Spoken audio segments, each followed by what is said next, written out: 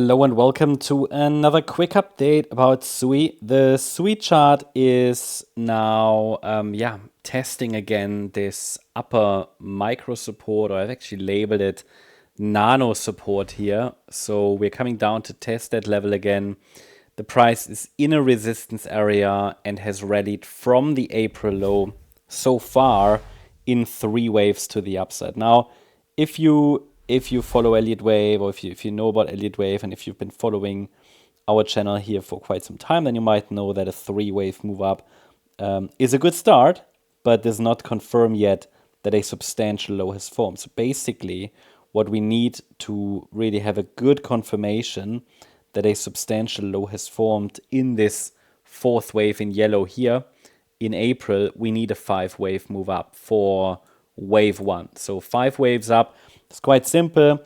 It's a series of higher highs and higher lows. Without that, the rally could simply be a corrective rally, for example, in the white scenario, where this could be a B-wave top at any point. But as I said to you in the last videos, as long as we're holding the support zones that I have on the chart for the yellow structure, there is no reason to, I have no reason to believe that something more bearish is playing out. It's very simple. Above support, we can watch for higher, but we have to give the market the room to fill in this support area, to fill that out, to make use of the support area.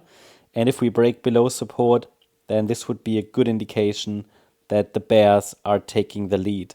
But because I also assume that on the Bitcoin chart, the bulls are currently leading and in control, I have that the same assumption here on the SUI chart as well. Now, opinions can change, and we try to keep it objective, right? This here is not so much about my opinion. This is more about understanding what are actually the main levels that need to hold to keep upside momentum alive. And here, let's take a look at that. So it's a 3-wave move up from the low. We have a wave 1, we have a wave 2, and a 3rd wave that indeed might have topped.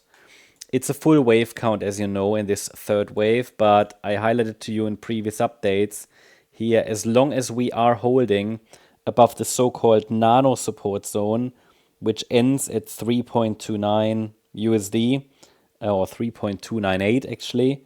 Well, as long as we're holding above that level, there is no evidence that this internal yellow 4th wave has started. But we're coming down to that support area now. We're testing that nano support area now.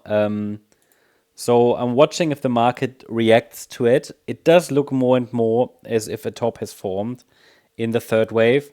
So that pullback that a lot of people have been waiting for seems to be unfolding right now. And this would be an internal 4th wave. And the support for this 4th wave is defined between $2.78 and $3.28. That's really completely unchanged from previous updates.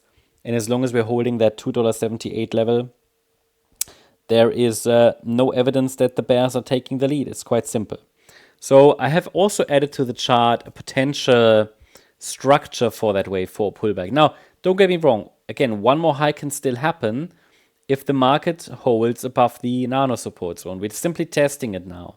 But to be honest, it does look more and more as if we have started that 4th wave, which is also in line with with my idea on the Bitcoin chart. If you watched my last Bitcoin videos, then you know that the assumption has been that a pullback has potentially started. And the idea here would be that we are dealing with the first ABC down. A wave was the initial 3-wave move down. We then formed the lower high in what would be wave B. And now we're coming down in wave C. Now, technically speaking, that could be all of it. But again, I'm thinking about Bitcoin, and it might be also considering that this wave 2, took like 3 to 4 days. Also, this A, B, C might take a few days, okay? Either way, regardless of the microstructures here in this wave 4 correction, it's important that the bulls turn up before the price breaks below critical support, so below the 50% retracement at $2.78. And then one more high would be great, would push the price higher, would mean that we have likely bottomed, and then after the 5-wave move up is completed, we are going to watch for a 3-wave pullback in wave 2, which could be a jump-off point for the next larger rally. So again, all of these waves are related to market sentiment.